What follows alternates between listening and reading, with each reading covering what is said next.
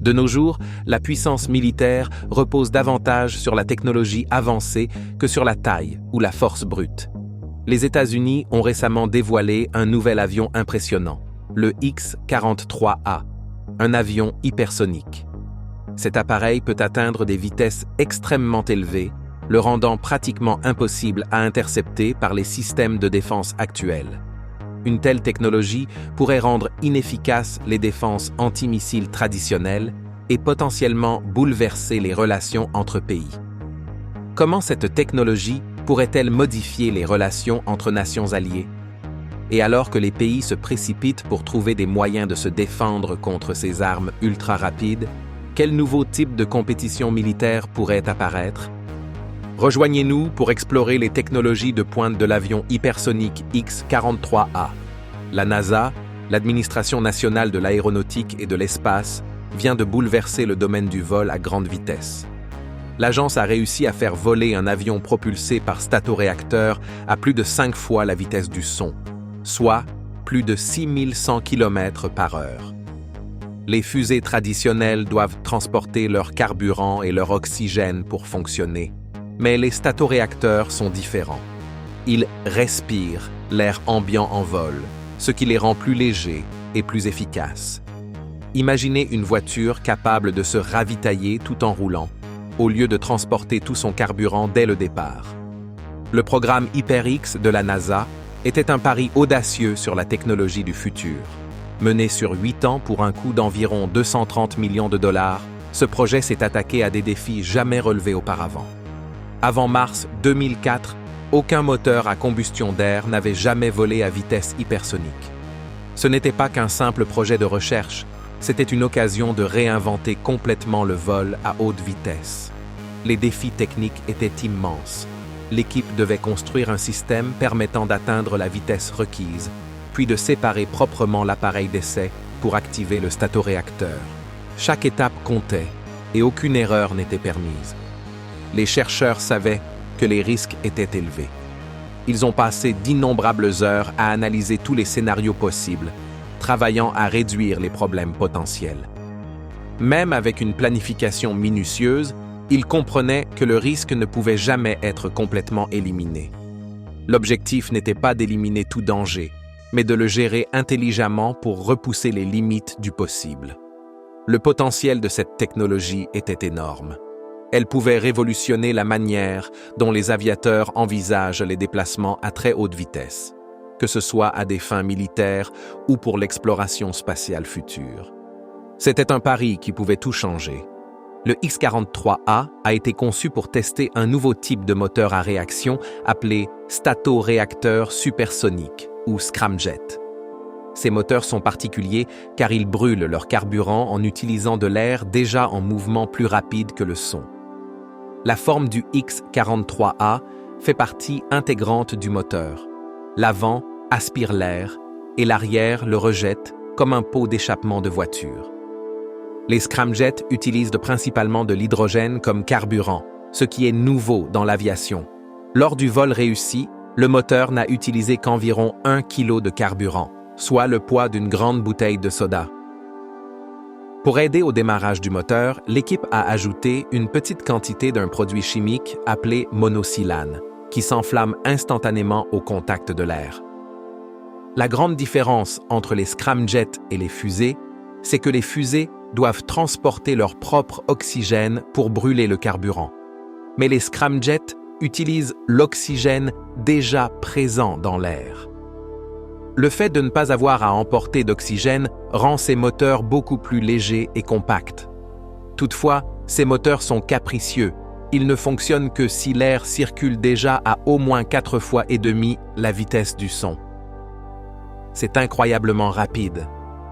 Pour atteindre cette vitesse initiale, il faut d'abord attacher une fusée ou utiliser un autre type de moteur.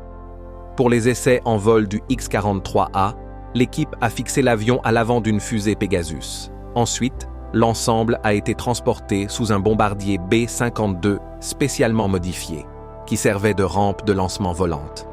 Ils appelaient cette combinaison avion-fusée le STAC. Mais un gros défi persistait. Les moteurs du X-43A avait besoin d'un flux d'air à une vitesse très précise pour commencer à brûler du carburant. C'était comme essayer d'allumer une allumette en plein vent. Si l'air va trop lentement, le moteur ne démarre pas. Trop vite, la flamme s'éteint. Les 2 premiers avions expérimentaux étaient conçus pour voler à environ 7 fois la vitesse du son. Le 3e était destiné à aller encore plus vite, Mach 10 ou plus.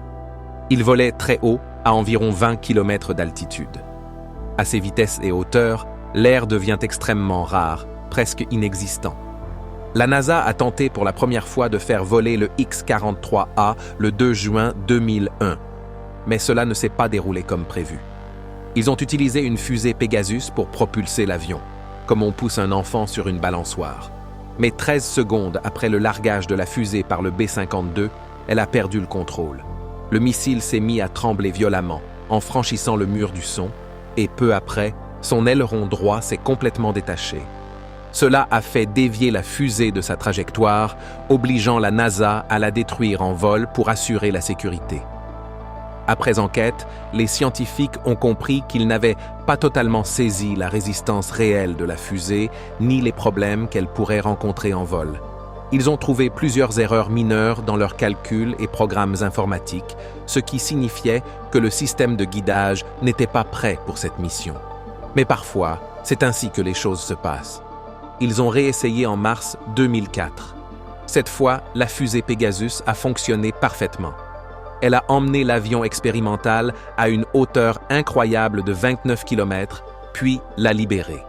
L'avion a immédiatement commencé à aspirer de l'air, à allumer son statoréacteur et à foncer à une vitesse phénoménale. Il a atteint Mach 6,83, soit plus de 7400 km/h. Ils ont réussi à faire fonctionner le moteur pendant 11 secondes impressionnantes. En si peu de temps, l'avion a parcouru 24 km, c'est remarquable. Après l'arrêt du moteur, l'équipe au sol a pu diriger l'avion pendant un court moment. Finalement, il a ralenti et est tombé dans l'océan. Mais avant cela, le X-43A avait déjà établi le record de l'avion le plus rapide, propulsé par un moteur à combustion d'air. Plutôt impressionnant pour un simple morceau de métal et de technologie.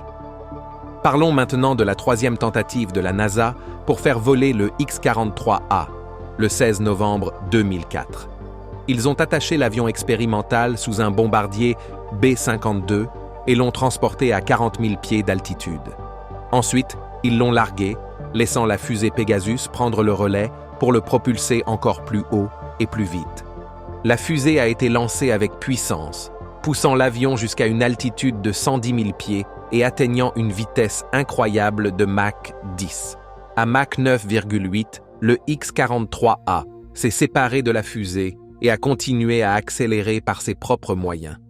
Ils ont démarré le moteur Scramjet à Mach 9,65 et l'ont maintenu en fonctionnement pendant environ 10 à 12 secondes. Pendant ce court laps de temps, le moteur a généré juste assez de puissance pour contrer la force de résistance de l'air. C'était comme 2 coureurs côte à côte dans une course serrée, chacun poussant aussi fort que l'autre, de sorte qu'aucun ne pouvait prendre l'avantage. Après l'arrêt du moteur, l'avion n'avait plus de poussée pour continuer à voler en ligne droite, il a donc commencé à planer vers le bas. Il a descendu doucement à travers le ciel pendant les 14 minutes suivantes, pour finalement atterrir doucement dans l'océan Pacifique. L'air exerçait une pression incroyable sur la surface de l'appareil pendant tout le vol, comme si on plaçait un énorme camion monstre sur un minuscule timbre-poste. La pression dépassait la moitié d'un bar, ce qui montre à quel point ces conditions à grande vitesse étaient extrêmes. Lorsque le test a finalement pris fin, le X-43A avait atteint une vitesse maximale remarquable de Mach 9,68. En perspective, cela représente près de 11 000 km/h, à environ 33 000 mètres au-dessus du sol. La NASA a mené ce test audacieux pour vérifier si l'avion pouvait survivre à la chaleur, à la pression et au stress intense liés à un vol à ces vitesses extrêmes, ce que la plupart des avions ne pourraient jamais supporter. De manière impressionnante, le X-43A a réussi l'épreuve et a prouvé qu'il pouvait voler à des vitesses incroyables sans se désintégrer. Avançons maintenant jusqu'en janvier 2006. C'est à ce moment-là que l'armée de l'air des États-Unis a révélé un nouveau projet passionnant, le missile Scramjet Falcon. Ce missile avancé n'était pas comme les missiles typiques à usage unique. Le Falcon était conçu pour être lancé depuis presque n'importe où aux États-Unis et pouvait être réutilisé plusieurs fois. Son objectif était de fournir un moyen rapide, flexible et fiable de livrer des charges utiles ou des armes à très grande vitesse pour répondre rapidement aux menaces ou aux missions à travers le monde. En mars, le laboratoire de recherche de l'armée de l'air a présenté son nouvel avion expérimental à statoréacteur, appelé le Wave Reader. Ils l'ont officiellement nommé X-51A. Comme auparavant, ils ont fixé cet avion d'essai avancé sous un bombardier B-52 qui servait de plateforme de lancement volante. Le 26 mai 2010, ils ont réussi à larguer le X-51A depuis le bombardier, marquant son tout premier vol. Mais même avant que ce nouvel avion expérimental ne prenne son envol, les scientifiques de la NASA au Dryden Research Center envisageaient déjà l'avenir. Après avoir terminé les précédents tests du X-43 en 2004, ils ont commencé à imaginer la suite. Ils pensaient que toutes leurs années de travail et de recherche sur la technologie des scramjets mèneraient finalement à quelque chose de grand, comme un vaisseau spatial en 2 parties, capable de transporter des astronautes dans l'espace de manière fiable. Ils espéraient que leurs recherches mèneraient, dans les 20 ans, à un engin spatial capable de transporter régulièrement des personnes en orbite plus rapidement et efficacement qu'avant. Mais construire un engin spatial à un seul étage capable d'atteindre l'orbite en un seul vol, comme le National Aerospace Plane, semblait peu probable. Ils ne comptaient pas voir cela se produire de sitôt. La NASA avait de grands projets pour développer des versions plus avancées du X-43, mais en juin 2013, ces idées étaient soit mises en pause, soit annulées. Au départ, la NASA voulait conserver la forme de base et le concept du X-43, mais rendre l'avion beaucoup plus grand et plus puissant, lui permettant de mener des missions plus ambitieuses. L'une de ces améliorations prévues s'appelait le X-43B. Pensez-y comme au grand frère plus costaud du X-43A original. Ce nouvel avion aurait embarqué un système moteur plus complexe et plus puissant, combinant un moteur à réaction classique et une fusée, ou utilisant une configuration hybride unique appelée E-Star, mélangeant statoréacteur et moteur fusée. Ce plan a conduit à la conception du X-43C, censé être encore plus grand que le X-43A original. Son objectif principal était de tester si un scramjet pouvait fonctionner efficacement avec un carburant hydrocarboné. La plupart des scramjets utilisent de l'hydrogène. Ils brûlent rapidement à grande vitesse, mais peut être difficile à manipuler.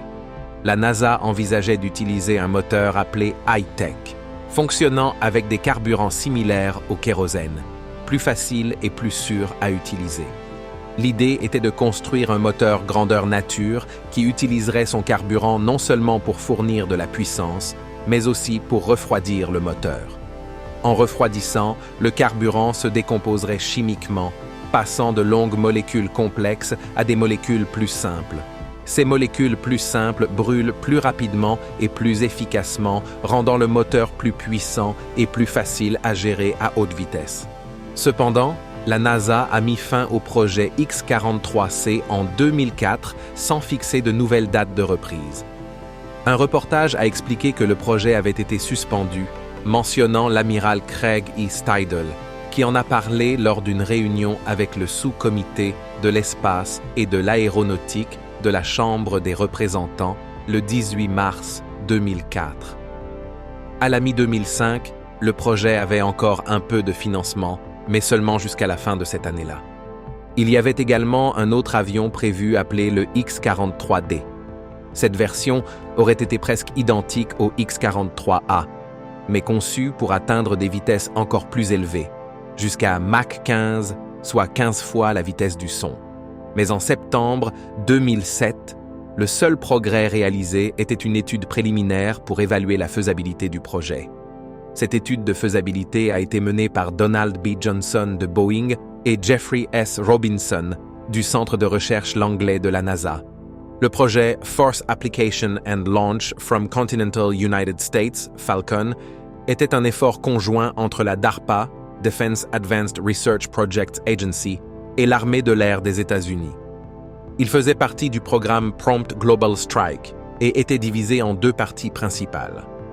La première partie du projet se concentrait sur la création d'un système appelé le système de petit lancement, Small Launch System.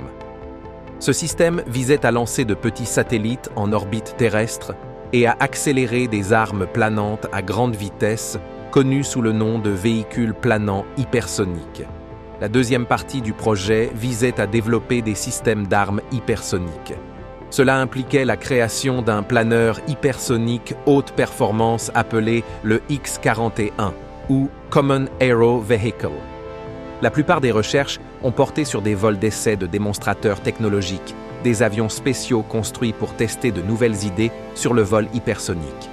Pour le X-41 Common Aero Vehicle, ils ont développé des véhicules d'essai appelés HTV-1 et HTV-2. Un autre véhicule d'essai, le HTV-3, a été conçu pour tester des technologies pour le vol de croisière hypersonique. Le véhicule technologique hypersonique, HTV, a connu deux vols d'essai remarquables. Le premier a eu lieu le 22 avril 2010 et le second le 11 août 2011 lorsqu'il a atteint Mach 20. Les deux vols se sont terminés de manière inattendue avant l'accomplissement complet de leur mission. Le HTV-3X, surnommé Black Swift, était un démonstrateur technologique ambitieux avec une mission unique. Il était conçu pour décoller d'une piste classique, accélérer jusqu'à Mach 6, environ 7400 km/h, accomplir sa mission, puis atterrir à nouveau. L'idée centrale était simple, créer un engin capable de décoller des États-Unis et d'atteindre n'importe quel point de la Terre en 1 à 2 heures. Au milieu des années 1960, la CIA a commencé à explorer un avion espion à grande vitesse appelé Projet Isinglass. Ce projet a ensuite évolué vers Rheinberry, un ambitieux avion de reconnaissance lancé depuis les airs, conçu pour atteindre Mach 17. Comme de nombreux projets ambitieux, Rheinberry a finalement été annulé. Henry F. Cooper, qui a dirigé l'initiative de défense stratégique sous le président Reagan, a dressé un tableau sombre du développement des avions spatiaux. Selon Cooper, les États-Unis ont dépensé 4 milliards de dollars dans les projets de navettes spatiales pendant les années 70, 80 et 90. Cet investissement colossal n'incluait pas les programmes antérieurs, comme Dyna-Soar et Isinglass, ni les projets potentiels à venir. Lorsque Cooper a témoigné devant le Congrès en 2001, son évaluation était franche. Les milliards dépensés n'avaient produit que peu de résultats concrets. Un véhicule écrasé, un engin d'essai non opérationnel, quelques modèles largués pour des tests et des pièces destinées à l'exposition statique. Malgré cette histoire décourageante, le projet Falcon a reçu 170 millions de dollars de financement pour le budget de l'année 2008, montrant un intérêt toujours fort pour la technologie de déploiement global rapide. En 2003, le projet de système d'armes hypersonique a lancé sa première phase. Durant cette phase, 3 entreprises ont été sélectionnées pour rechercher et développer de nouvelles technologies d'avions hypersoniques. Chacune a reçu entre 1,5 million de dollars pour explorer et créer des designs avancés pour ces véhicules ultra rapides. Les 3 entreprises sélectionnées étaient Andrews Space Inc.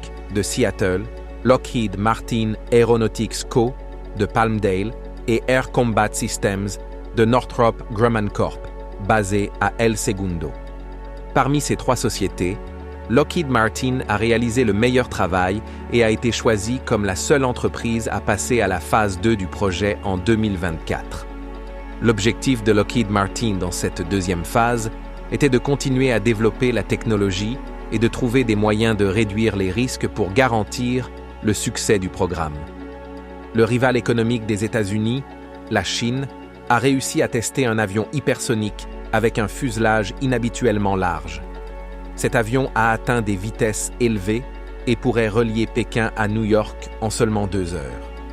Lors de son premier vol d'essai officiellement annoncé, Une version miniature de cet appareil a atteint une vitesse de Mach 6,56, soit environ 8100 km/h. Ce test a marqué la première démonstration d'un design que beaucoup pensaient impossible lorsqu'il avait été décrit 6 ans plus tôt. Le nouvel avion est très différent des anciens avions supersoniques. Au lieu d'être étroit, il possède un fuselage large et de grandes ailes en forme de cape. Cela signifie que les futurs avions à haute vitesse pourraient transporter autant de passagers ou de marchandises que des avions gros porteurs classiques. Après 10 ans de recherche, l'équipe de QI a obtenu l'autorisation de tester leur nouvel avion au centre de lancement de satellites de Jiuquan, dans le désert de Gobi. En août 2021, ils l'ont fait voler avec succès pendant près de 20 minutes. Ce vol a permis de résoudre un problème majeur, auquel les concepteurs d'avions étaient confrontés depuis longtemps. Plus un avion va vite, moins il y a d'espace intérieur. Par exemple, l'avion de ligne supersonique Concorde était si exigu que les adultes pouvaient facilement se cogner la tête en se tenant debout à l'intérieur. Actuellement, la plupart des avions hypersoniques, volant à plus de Mach 5, soit environ 6174 km/h, ont très peu d'espace intérieur. Pour cette raison, ils sont principalement utilisés par l'armée comme missiles ou avions espions sans pilote. Le nouveau design vise à résoudre ces problèmes en permettant de concevoir des avions hypersoniques plus grands et plus utiles à l'avenir. Étant donné l'importance et la sensibilité du projet, le vol d'essai a été gardé secret pendant 3 ans. QI n'a pas partagé de détails sur la date à laquelle l'avion en taille réelle sera prêt, ni sur la date prévue de son premier vol. Les États-Unis et la Chine développent tous deux des missiles hypersoniques, des missiles ultra rapides capables de voler à 5 fois la vitesse du son ou plus. Cependant, les États-Unis conservent une avance, car leur technologie est plus avancée, plus fiable, et a été testée avec succès à de nombreuses reprises au fil des années. Les programmes hypersoniques américains, comme le X-51 Wave Rider et d'autres systèmes militaires, ont prouvé leur capacité grâce à de multiples vols réussis, démontrant stabilité et précision. En revanche, bien que la Chine progresse rapidement, ces missiles hypersoniques n'ont pas encore montré le même niveau de fiabilité ou de précision que ceux des États-Unis. Tandis que la Chine rattrape son retard, les États-Unis conservent un avantage avec des systèmes de missiles hypersoniques plus matures et plus fiables. Merci d'avoir regardé. Pendant que vous êtes encore là, cliquez sur le lien à l'écran pour découvrir une autre de nos vidéos. À tout de suite.